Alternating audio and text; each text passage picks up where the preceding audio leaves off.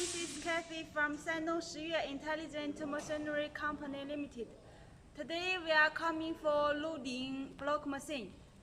This is QT450 for automatic block machine. This is the PLC, the control system for it. This is the host machine. This is the raw material feeder. This is actual mode.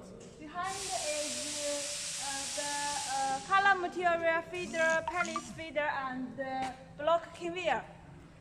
Now they are separate and ready for loading.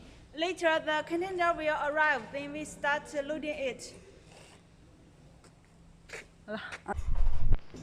Now we are finished loading.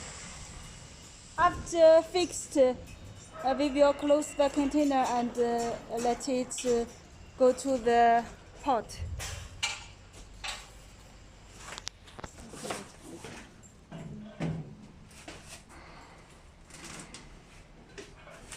Oh, will be fixed.